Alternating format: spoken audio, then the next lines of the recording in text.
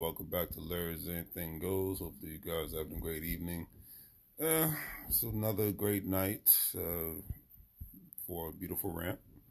And this rant is just basically about, you know, a lot of people say, with a lot of things happening in the world nowadays, one thing is for sure, um, a lot of people want respect. I get that in regards to everything, and I get that as well. A lot of times you can't get respect or demand respect when you're not a respectful person yourself, one. Two, you cannot be taken seriously if you're just great at talking, but you're not really good at results.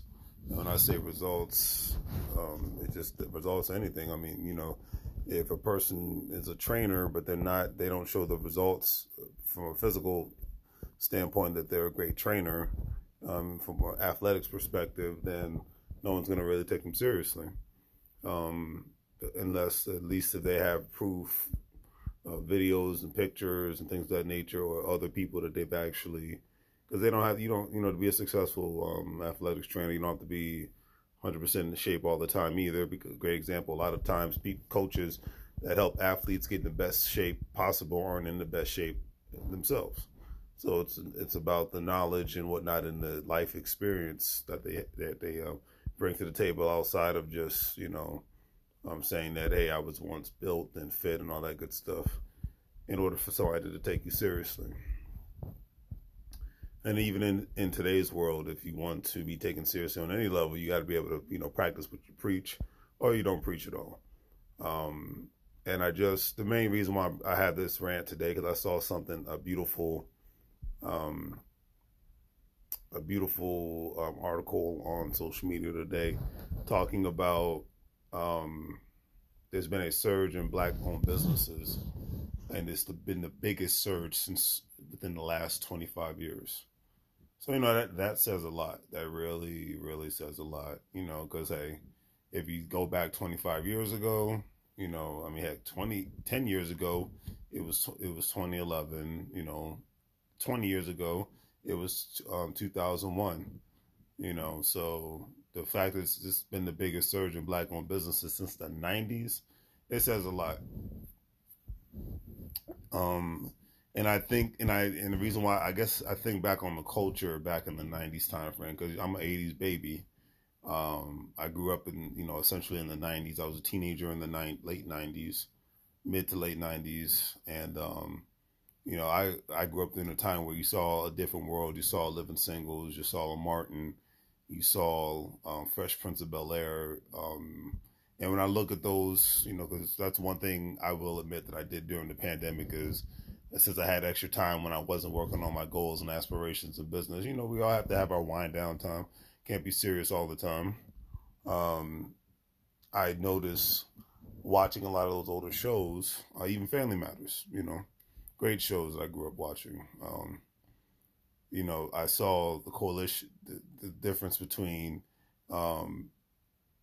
seeing the beauty of African Americans in political roles, professional roles, and in business ownership roles and home ownership roles. Hello, blessed mind. How you doing? Appreciate it. Hope you're doing good. Oh, thanks for the love. I greatly appreciate that. But I got to see that growing up, and during that time frame, there was a big okay, no problem at all. I'll inbox you later. I got to see that during the time frame where their ownership was respected, being in a sense respectable towards one another, and sounding like you actually read a book was respectful. That was popular. Not sounding like a complete brain dead idiot was popular. That's one thing you could say even about a Tupac Shakur during that time frame. He was rough and rugged and whatnot, but he had his side to him where he sounded like an intelligent genius. And that is something to take into consideration, and that is something to just keep mindful of. So to see a surge right now since the late 90s or the mid 90s in black-owned businesses and people getting accounts with black-owned banks. I think it's a beautiful thing, and it's not anti-anybody when I say this stuff. I'm not anti-anybody. I love everybody. You know, my mindset is if you're a jerk, it doesn't matter what race you are. That's you're just a jerk. It's like a friend of mine that that was in the military. He was like, well, if you entered the military as a douchebag, you came out an even bigger douchebag. So yeah, I'm not saying that. All I'm saying is, and back then, I think African Americans were taken a lot more seriously because there was more of a ownership mindset. You know, I always say my grandparents and great grandparents generation was big on owning real estate, big on owning land, and big on owning businesses. I think that time from the 90s till now was, okay, the shift went from ownership to let me just get a good paying job, let me get a good pension. And is anything wrong with that? No, but when the majority is doing that, then it leaves you vulnerable when economic hard times come, hence 2007, hence 2008, when, you know, the job market went and everybody around the country was hurt, you know, tremendously. But the people that were hurt even more so were the ones that were totally dependent economically on jobs and not investments, and not owning businesses and things of that nature, not owning plots of land, you know, things of that nature. Okay, you can't, the beautiful thing about the United States is one of the biggest reasons why this country is a great land of opportunity is because if you're around if you have fellowship with the right-minded people, you can build some beautiful freaking things from a church level, from an organization level, from a business level, from a community level. If you had that kind of fellowship to where people are working together and people are not constantly just competing against each other, you know. So no one can be taken seriously if you're always asking for something, but you're not willing to compete on any level. That's my rant for the night. Okay. So it's no hate. It's all love and respect. But I love the fact that I read that article today about there being a biggest surge in black businesses within the last 25 years. I think it's a beautiful thing, and I hope that the momentum continuously goes. I hope today's parents and tomorrow's parents continuously teach an investment perspective, investment culture, and a ownership culture in their kids, because, you know, your kids are going to get their education when they go to public school, and that's cool. That's the right kind of education. Life is literally rich dad, poor dad. You get the education from, you know, Robert Kiyosaki got it right. You get the education from your rich dad, and you get your education from your poor dad. That's the main principle that I took from that book. Okay, and it's the same thing. You get the education from the school, you get your education from your parents.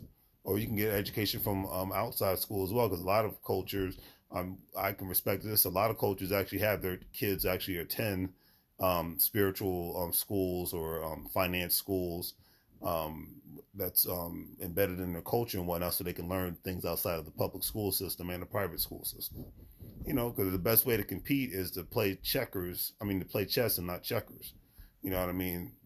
I think school systems teach people how to play checkers, but families, communities, and organizations teach people how to play chess.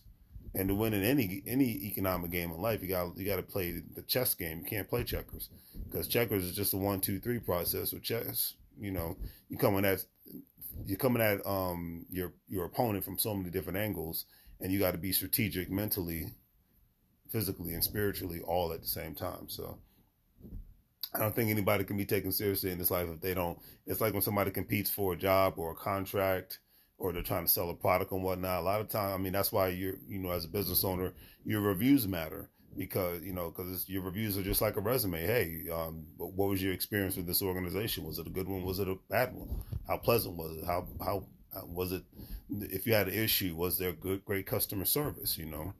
These are just things to take into consideration. So even when you're competing for a job, okay, do you have a degree? Do you have a certification? How many years of experience do you have? When you go on the interview, they're going to grill you about the specific amount of, if you were put in these similar situations, how would you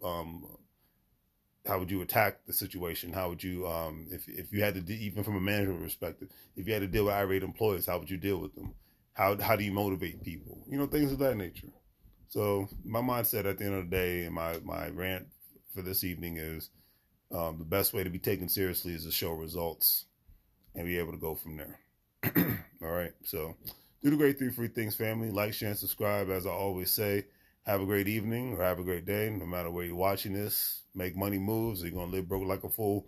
Glad to see the surge in Black-owned businesses. I'm glad to see the surge in people wanting to learn more about investment culture, from stocks to bonds to cryptocurrency to real estate. Glad to see that there's a surge in people opening bank accounts at African-American banks. Glad to see a surge of people sending their kids to HBCUs. So it's a beautiful thing. That's community at the end of the day. Just like how people get together for a barbecue cookout, how people get together for when a graduation happens or a wedding, or unfortunately when there's a funeral, something to that effect.